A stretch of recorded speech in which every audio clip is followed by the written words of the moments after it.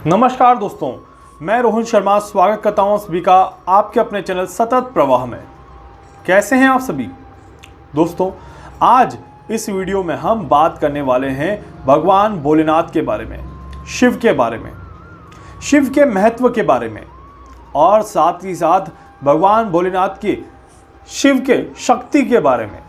क्या है शक्ति का महत्व, क्या है शिव का महत्व, आइए इसके बारे में थोड़ी सी चर्चा करते हैं।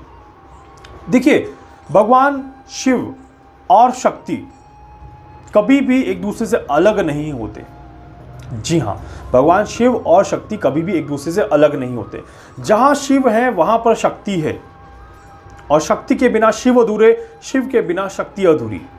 जी हाँ, अब इसको हम अगर एक आज के दौर से जोड़ के देखें दोस्तों, तो हम क्या समझते हैं? हम ये समझते हैं कि शिव और शक्ति की तरह ही कर्म और उसका फल भी साथ साथ जुड़ा हुआ है।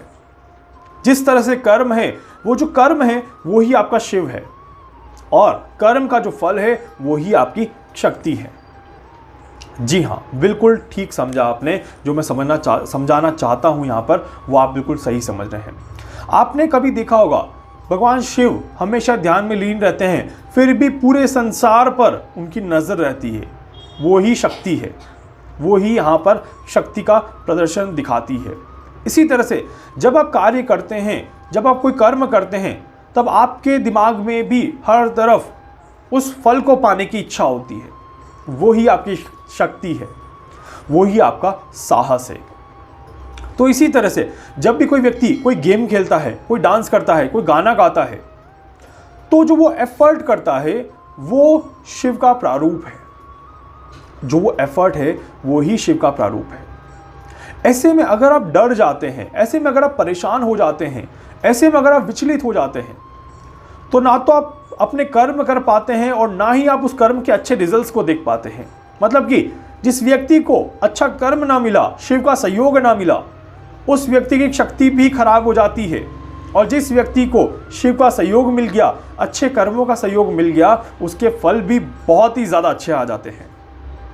जी हाँ, बहुत कम लोग इस चीज़ को समझ पाते हैं दोस्तों कि शिव और शिव की आराधना मात्र ही बहुत ज़्यादा अच्छा फल दे देती है। इंसान के मन में क्या है? इंसान के मन में बहुत सारी सोच है, चेतना है, बहुत सारा जागरूकता है, हर चीज़ को जानने की एक उत्सुकता है और उसके चक्कर में वो काफ़ी बार सही चीज़ों को भी गलत ले लेता है। तर्क वितर्क में फंसकर अपने आप को उलझा कर अपने ही अस्तित्व पर सवाल खड़ा कर देता है, जबकि इसका कोई न तो आधारण है ना ही आधार है। जी हाँ, यहाँ पर दोस्तों अगर आप खुद भी इस बात को सोचेंगे तो आप खुद भी समझेंगे कि यार, मैं तो भगवान शिव जी की आराधना ही नहीं करता, तो क्या मेरे पास शक्ति नहीं है? ऐसा आएगा आपके मन में। किसी भी तरह की रिजल्ट को पाने के लिए भगवान शिव जी की आराधना करना ज़रूरी नहीं है। बस आपको अपने कर्म पर विश्वास होना चाहिए। अगर आप अपना कर्म अच्छा कर रहे हैं, इट मीन्स कि आप भगवान भोलेनाथ को ऑलरेडी याद कर रहे हैं। बट काफ़ी लोग घमंड में रहते हैं कि मैं ही मैं हूँ और कोई कुछ नहीं है, मैं जो करूँगा वैसा ही होगा। तो सर, ऐसा नहीं हो सकता, ऐसा बिल्कुल भी नहीं हो सकता। एक क्रिकेटर जब बैटिंग करने आता है, अगर उसने सोचा है कि मुझे 200 रन बनाने हैं और वो उसके लिए प्रयास करेगा, कर्म करेगा, तो ही तो 200 रन बना पाएगा। ऐसा तो नहीं कि मुझे कोई आउट नहीं कर सकता, मैं तो बस हमेशा अच्छा खेलने वाला हूं और मैं हमेशा अच्छे ही रन बनाऊंगा। पता चला वो आया और 0 पे आउट हो गया। सचिन तेंदुलकर क्रिकेट के भगवान कहे जाते हैं, वो भी कई बार 0 पर आउट हुए हैं, कई बार नर्वस 90 का शिकार हुए हैं। तो इसीलिए दोस्तों, जब हम कर्म करते हैं और जब हमें शक्ति का सहयोग मिलता है, तो ही हमारा कर्म अच्छा होता है, तो ही हमारी चीज़ें अच्छी होती हैं। इसीलिए हमें अपने मन को कंट्रोल में रखना चाहिए, हमें अपने मन को विचलित नहीं होने देना है, क्योंकि सबका मालिक एक है। ये बात तो आप सभी ने सुनी होगी। कोई भी किसी का मालिक नहीं है, कोई भी किसी का कहीं ना कहीं कंट्रोलेबल सिस्टम नहीं है। सबको कंट्रोल करने वाला एक ही है, वो है आपका कर्म, वो है आपकी शक्ति और वो है भगवान भोलेनाथ और उनकी शक्ति। जी हाँ दोस्तों, इसीलिए आप इस बात को बहुत ध्यान से समझें कि जब कोई बाढ़ आती है, कहीं कोई तूफान आता है, कहीं कोई ज्वार भाटा आता है, तो चीज़ें बदल सी जाती हैं, आपका मन बदल सा जाता है, आपके मन में बहुत सारे ख्यालात आ जाते हैं और इसी तरह से हम एक अलग ही दुनिया में विचरण करना शुरू कर देते हैं। हम अपने कर्मों को छोड़ सा देते हैं। हम अपने कर्मों को जब छोड़ देते हैं तो फिर हमें फल नहीं मिलता, और जब हमें फल नहीं मिलता तो फिर हम उसकी अपेक्षा क्यों रखें। जब हमें किसी चीज़ का फल ही नहीं मिलना तो फिर हम उसकी अपेक्षा क्यों रखें। और यहीं से व्यक्ति अपना कर्म बिगाड़ना शुरू कर देता है, अपनी सोच को बिगाड़ देता है, और जब उसकी सोच बिगड़ जाती है तो शिव का वास खत्म हो जाता है, शक्ति का एहसास खत्म हो जाता है। जी हाँ, शिव और शक्ति की ऐसी परिभाषा आपने आज से पहले शायद ही कहीं सुनी होगी, या फिर शायद ही कहीं उसको महसूस किया होगा। शिव को समझना और शक्ति को महसूस करना, यही आपके जीवन का अगर उद्देश्य है तो आप जीवन में हर एक जगह पर सफलता हासिल करेंगे। आप अपने जीवन में हर एक जगह पर सक्सेस को देख पाएंगे।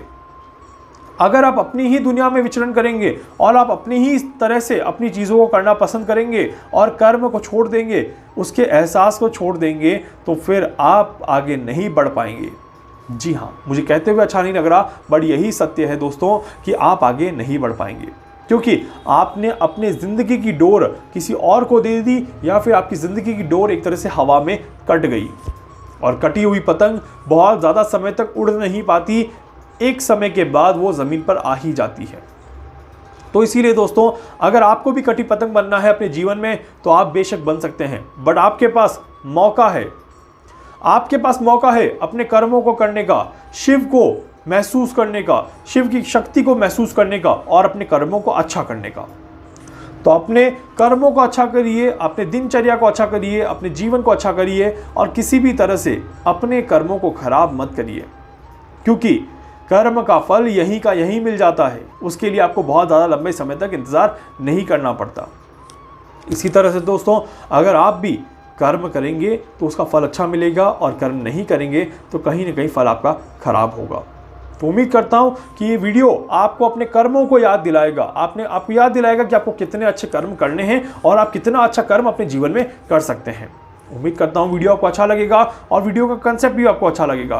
वीडियो को लाइक कर दीजिएगा प्लीज़ प्लीज़ प्लीज़। चैनल को भी सब्सक्राइब कर दीजिएगा। अगर आप इस चैनल पर नए हैं तो प्लीज़ चैनल को सब्सक्राइब करिएगा और नोटिफिकेशन आइकन को ज़रूर से क्लिक करिएगा, ताकि आपको डेली नोटिफिकेशन मिलते रहें। तो इसलिए बेल आइकन पे ज़रूर से क्लिक करिएगा। इसके अलावा अगर आप मुझसे कुछ पूछना चाहते हैं, अगर आप कुछ जानना चाहते हैं, अगर अपने बारे में कुछ समझना चाहते हैं, या फिर इस संसार के बारे में कुछ समझना चाहते हैं, आप अपनी कुंडली का एनालिसिस करवाना चाहते हैं, आप मेडिटेशन हीलिंग के जरिए कोई मदद चाहते हैं, आप मुझसे संपर्क कर सकते हैं। मैं पूरी कोशिश करूंगा, आपकी हर संभव मदद यहाँ पर करूंगा। धन्यवाद।